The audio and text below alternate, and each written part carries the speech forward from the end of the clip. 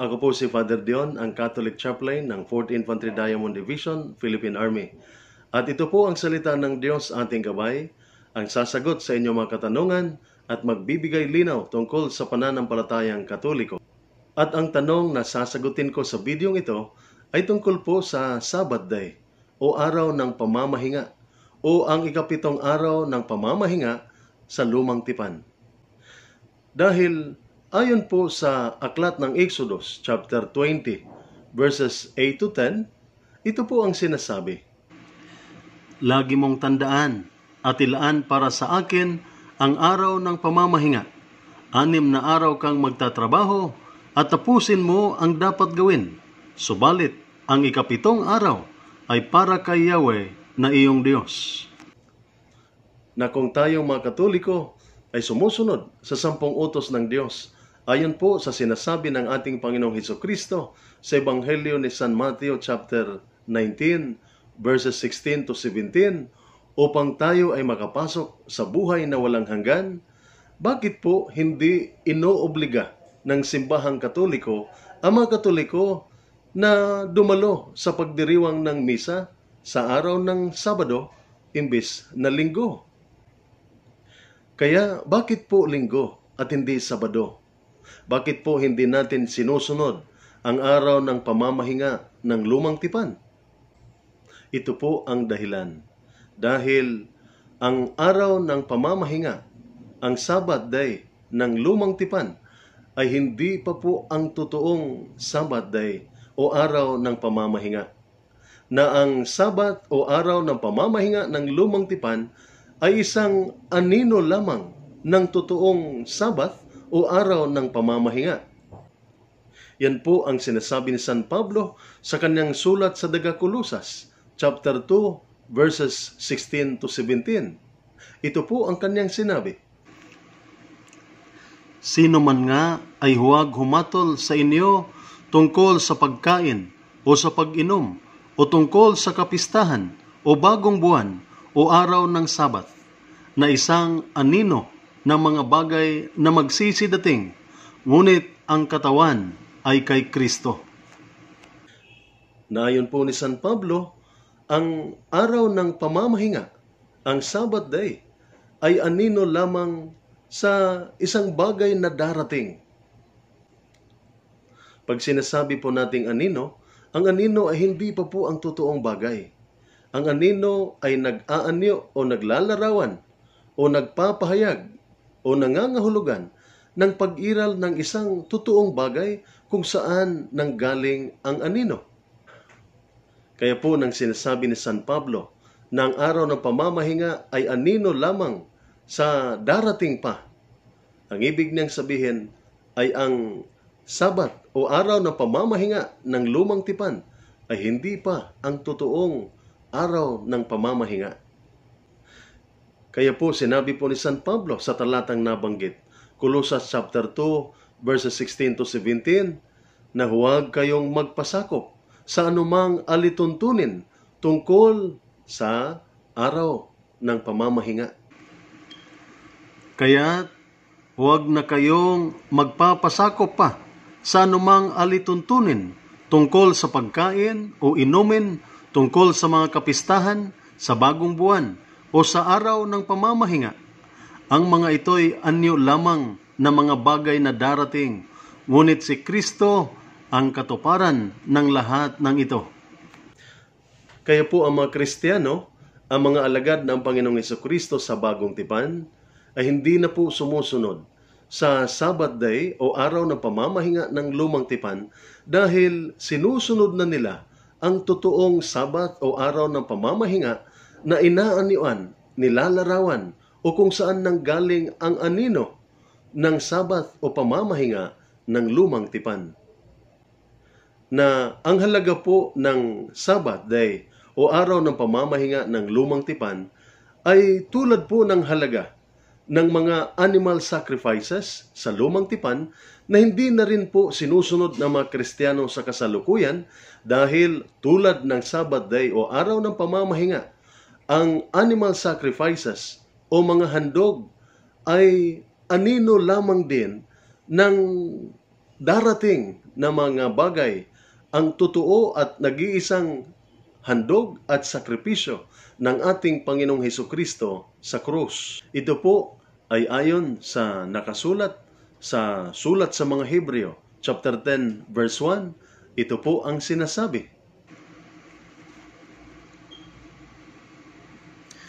Yamang ang kautusan ay anino lamang ng mabubuting bagay na darating at hindi ang tunay na larawan ng mga bagay na ito. Kailanman ay hindi nito mapapasakdal ang mga lumalapit sa pamamagitan ng gayon ding mga alay na laging inihahandog taon-taon.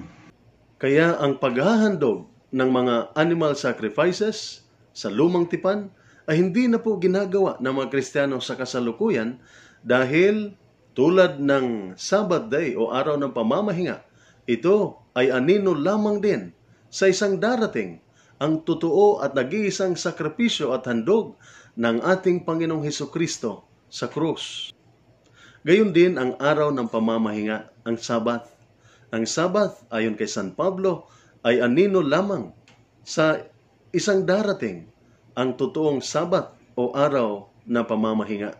Ngunit hindi po nito ibig sabihin na ang ikatlong utos ng Diyos tungkol sa araw ng pamamahinga o Sabbath ay anino lamang. Ang Santa Iglesia Katolika ay nagtuturo ayon sa Catechism of the Catholic Church, paragraph 2072. Sinabi po ng simbahan na ang 10 utos ng Diyos ay fundamentally immutable. Kaya nang sinabi po ni San Pablo na huwag na tayong magpasako pa sa anumang alituntunin tungkol sa araw ng pamamahinga, kailangan po nating maintindihan at malaman ang aspeto ng batas na immutable o hindi mababago o ang aspeto na accidental o ceremonial na maaring mababago. At ano po ba ang aspeto na immutable o hindi mababago sa kautusan? At ang aspeto na accidental o ceremonial na maaring mababago sa kautusan? Dapat po nating mapansin na sa sulat ni San Pablo sa taga-Colosas chapter 2 verses 16 to 17, ang kanya pong ginamit na dibisyon na huwag na tayong magpasakop sa alinmang alituntunin tungkol sa mga kapistahan. Ang kapistahan sa mga Hudyo ay tumutukoy sa kanilang taunan na pagdiriwang o taunang holidays, bagong buwan, na tumutukoy sa kanilang buwanang holidays, at ang Sabbath day, ang araw ng pamamahinga, na tumutukoy sa kanilang Saturday obligation. Ito po ang mga holy days ng lumang tipan ayon sa First Book of Chronicles chapter 23 verse 31 and Second Book of Chronicles chapter 2 verse 4, na kasama ng taunan o buwanang holidays ng mga Hudyo. Ang Sabbath day o ang araw ng pamamahinga ay kalakip sa tinatawag ni San Pablo na anino lamang sa mga bagay na darating. Kaya po ang aspeto ng kautusan na immutable o hindi mababago ay ang pagkakaroon ng araw para sa Panginoon. At ang aspeto na accidental o ceremonial na maaring mababago ay kung anong particular na araw sa isang linggo ang para sa Panginoon. Marami po ang nalilito sa talatang ito ng banal na kasulatan sa Hebrew chapter 4 verse 9 na nagsasabing, kaya may natitira pang isang pamamahingang Sabath para sa bayan ng Diyos. Ngunit ang talatang ito ay kailangang intindihin sa buong konteksto ng Hebrew chapter 4 verses 4 to 8. Sapagkat sa isang dako ay sinabi niya ang ganito tungkol sa ikapitong araw. At nagpahinga ang Diyos ng ikapitong araw sa lahat ng kanyang mga gawa. At sa dakong ito ay muling sinabi, sila'y hindi papasok sa aking kapahingahan, kaya't yamang nananatiling bukas para sa ilan upang makapasok doon. At ang mga pinangaralan, at ayon sa konteksto, ang ikapitong araw ng pamamahinga ng mga Hudyo ay napalitan o pinalitan o nagkaroon ng katuparan sa ibang araw. Ito ang bagong araw ng pamamahinga ng sambayanan ng Diyos. At ano po ang araw na ito?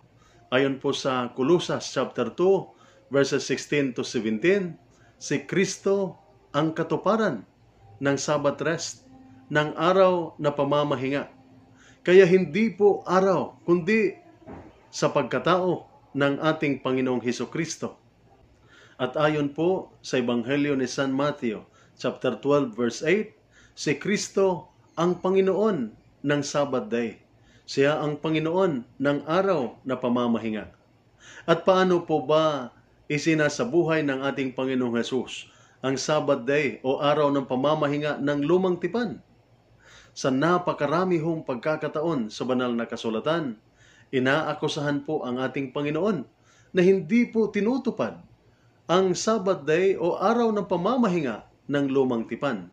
Tulad na lamang halimbawa sa Ebanghelyo ni San Juan, chapter 5, verse 10, verse 16, and verse 18, kung saan ang ating Panginoon ay inumpisang usigin ng mga Hudyo dahil di umano sa kanyang paglabag sa kautusan ng araw na pamamahinga. At pinagsikapan din nilang patayin ang ating Panginoon dahil sa umano'y paglabag sa Sabbath day. Kaya't sinabi ng mga Hudyo sa taong pinagaling, ngayoy araw ng Sabbath, at hindi ipinahintulot na buhatin mo ang iyong higaan. Dahil dito ay lalong pinagsikapan ng mga Hudyo na siya'y patayin sapagkat hindi lamang nilabag niya ang araw ng Sabbath, kundi tinatawag din na kanyang sariling ama ang Diyos at ginagawa ang sarili niya na kapantay ng Diyos. Kaya kung si Kristo ang katuparan ng araw ng pamamahinga, ayon sa sulat ni San Pablo sa Colosas chapter 2, verses 16 to 17, anong araw ba ang itinagda ng ating Panginoon bilang araw na pamamahinga ng mga Kristiyano? Ipinakita at ipinakilala po ng ating Panginoong Hesukristo ang unang araw ng linggo bilang ating araw para sa Panginoon. Dahil sa unang araw ng linggo, ang ating Panginoon ay muling bumangon sa kanyang libingan. Siya ho'y muling nabuhay sa araw ng linggo. Ito ay ayon po sa Ebanghelyo ni San Juan, chapter 20, verses 1 and 18. At ito po ang sinasabi. Nang unang araw ng Sanlinggo, ay maagang pumunta sa libingan si Maria Magdalena, samantalang madilim pa, at nakitang ang bato ay naalis na sa libingan. Pumunta si Maria Magdalena at ibinalita sa mga alagad, nakita ko ang Panginoon, at sinabi niya sa kanila na sinabi niya ang mga bagay na ito sa kanya. Kaya ang Panginoon ay muling nabuhay sa araw ng linggo at nagpakita kay Maria Magdalena. Ikalawa, ang muling nabuhay na Kristo ay muling nakipagtagpo sa kanyang mga alagad sa araw ng linggo. Ito po ay ayon sa Ebanghelyo ni San Juan chapter 20 verses 19 and 26. Ito po ang sinasabi. Nang magdapit hapon na ng araw na iyon, na unang araw ng linggo, habang nakasara ang mga pinto na kinaroroonan ng mga alagad dahil sa takot sa mga Hudyo, dumating si Jesus at tumayo sa gitna at sa kanila'y sinabi, kapayapaan ang sumainyo. Pagkaraan ng 8 araw ay muling nasa loob ng bahay ang kanyang mga alagad at kasama nila si Tomas. Nakasara ang mga pinto, subalit pumasok si Jesus at tumayo sa gitna at sinabi, kapayapaan ang sumainyo. Kaya nagpapakita ang ating Panginoon sa kanyang mga alagad sa araw ng linggo. Kaya ito po ang umpisa ng pagtitipon ng mga apostol at ng kanyang mga alagad sa araw ng linggo upang makipagtagpo sa muling nabuhay na Kristo. Ang ibang mahalagang pangyayari sa kasaysayan ng Kristyanismo at simbahan ay nangyayari din sa araw ng linggo. Tulad na lamang halimbawa ng Pentecostes, ang pagbaba ng banal na Espiritu sa mga apostol at sa mahal na Biring Maria, na itinuturing din na ang pagsilang ng Santa Iglesia Katolika ay nangyari po sa araw ng linggo ayon po sa Gawa ng mga Apostol, chapter 2. Kahit po ang ating Panginoong Hesukristo ay ang katuparan ng Sabbath rest o araw ng pamamahinga, ang mga Kristiyano ayon sa banal na kasulatan ay kailangan pa ring dumalo sa mga pagtitipon ng mga Kristiyano.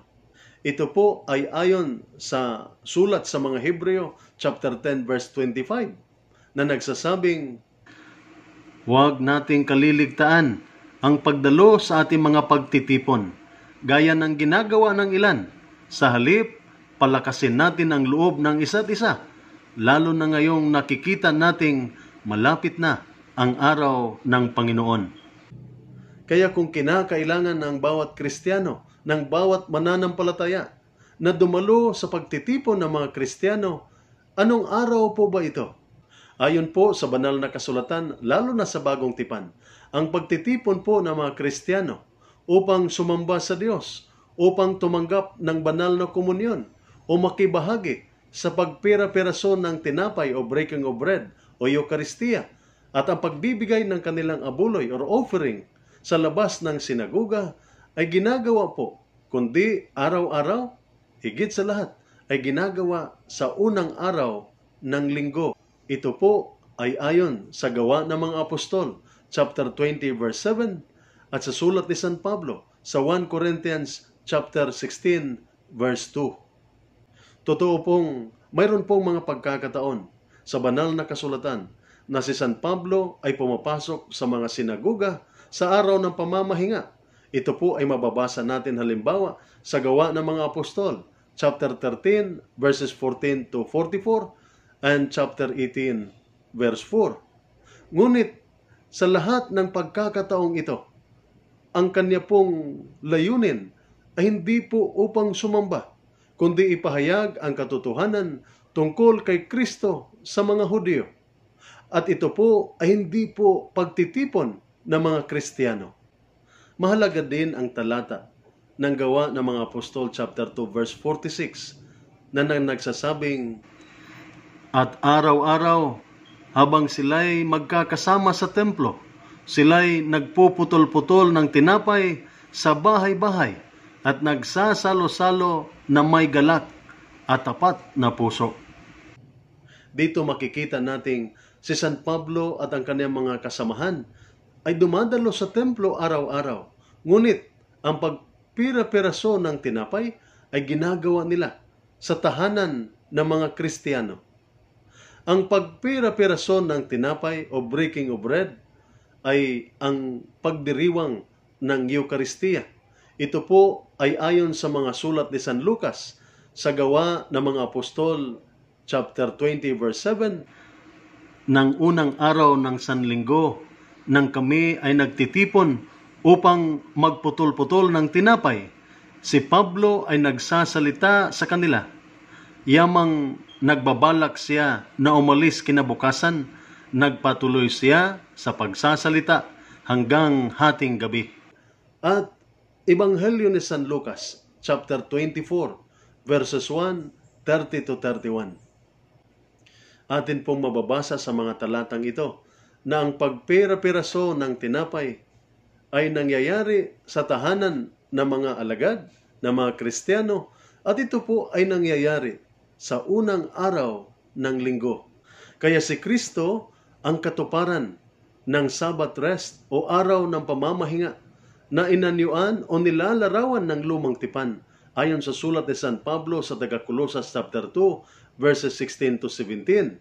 At ang ating Panginoong Hesukristo ay ang Panginoon ng Sabbath o ang Panginoon ng araw ng pamamahinga ayon sa Ebanghelyo ni San Mateo chapter 12 verse 8.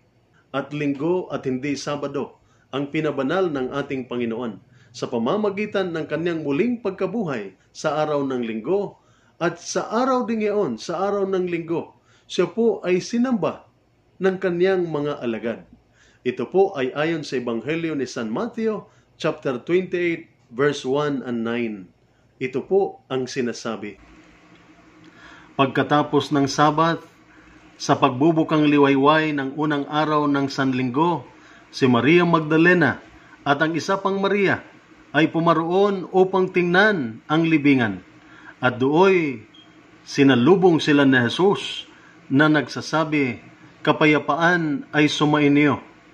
At paglapit nila sa kanya ay niyakap ang kanyang mga paa at siya'y sinamba. At sa unang araw ng linggo, nang muling nabuhay ang ating Panginoon, ay sinamba ng mga alagad ang muling nabuhay na Kristo. At mula sa araw na iyon, ayon po sa sulat ni San Pablo, sa 1 Corinto chapter 16 verse 2, at ganoon din sa Gawa ng mga Apostol, chapter 20 verse 7, nagtitipon ang mga Kristiyano, ang mga alagad, upang sumamba sa ating Panginoon. At bakit po unang araw ng linggo? Ang mga Kristiyano ay nagtitipon at sumasamba sa araw ng linggo dahil ang araw ng linggo, ayon sa aklat ng Apokalipsis chapter 1 verse 10, ay ang araw ng Panginoon. Ito po ang salita ng Diyos, ang ating gabay. At sumainyo at sa inyong pamilya ang pagpapala na makapangyarihang Diyos, Ama, Anak at Espiritu Santo. Amen. Makibahagi po sa pagpapalaganap ng mabuting balita sa pamamagitan ng pag-subscribe sa YouTube channel na ito, pag-switch on ng notification bell upang lagi kayong updated sa mga darating natin mga videos, at higit sa lahat sa pagbahagi ng video ito. Maraming salamat po.